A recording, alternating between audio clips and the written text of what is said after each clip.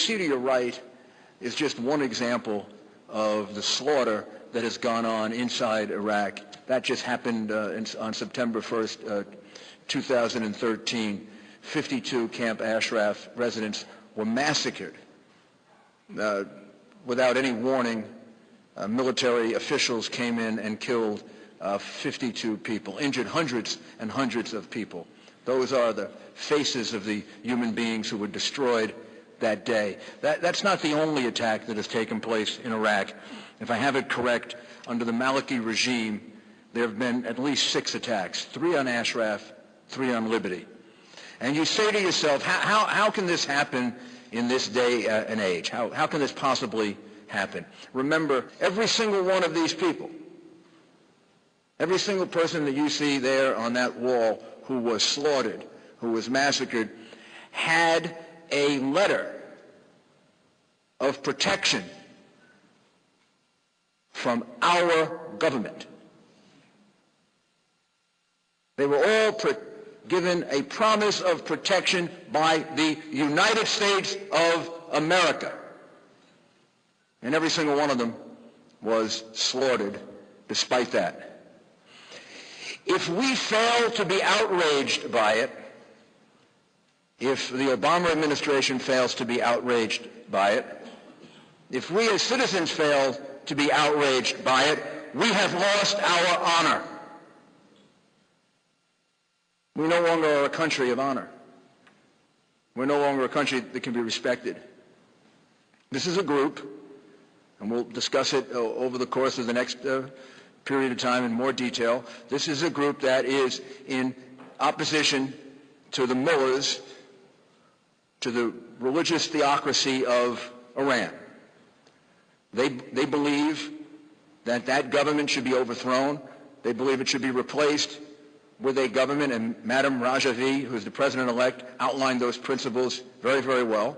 They believe that that government should be replaced with a government that is freely elected, a government that guarantees basic human rights, a government that allows for freedom of religion, a secular government, a government that allows respect and dignity for women.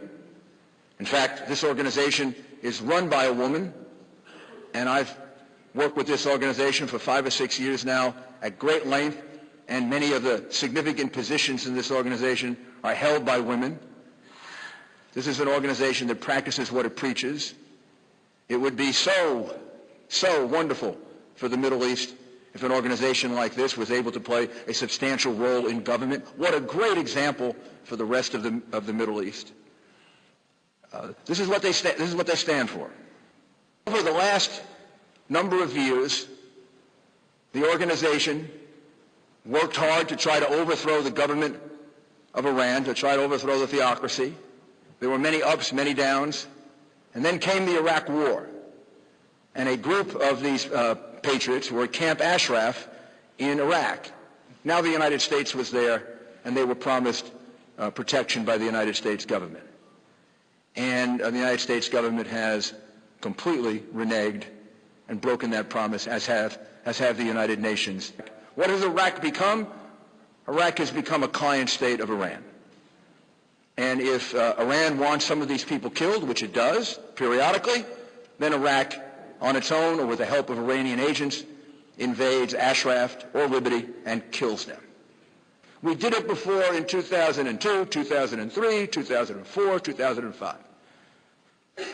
Rouhani, the moderate, has actually in his memoirs bragged about the fact that they did a very good job of fooling us, that they were actually not enriching uranium when in various remote parts of Iran and 2 specific sites they were continuing to enrich uranium. He brags about it in his book, that he treated us exactly like this before. However, on 2 occasions, once in 2003 and then in 2005, they were caught red-handed.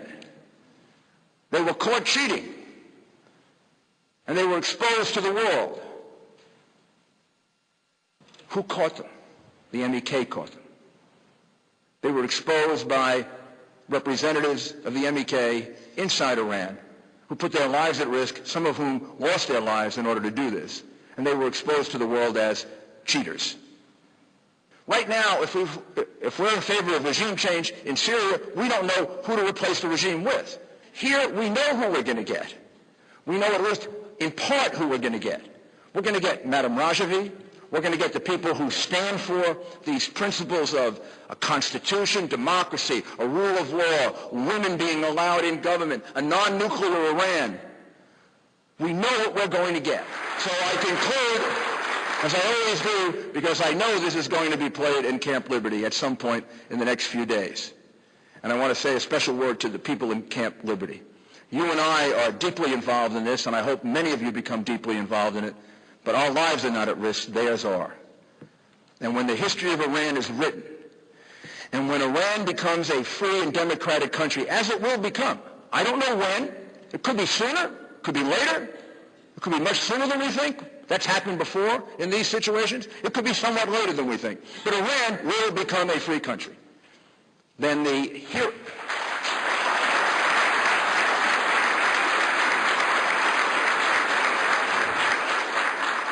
it will become a free country based on the blood, the sweat, and the tears of the people of Camp Liberty and the people of Camp Ashraf. It's their courage that is making this possible. And we are with you as if we were there with you. We are never going to abandon you. And one way or another, we are getting you out of it.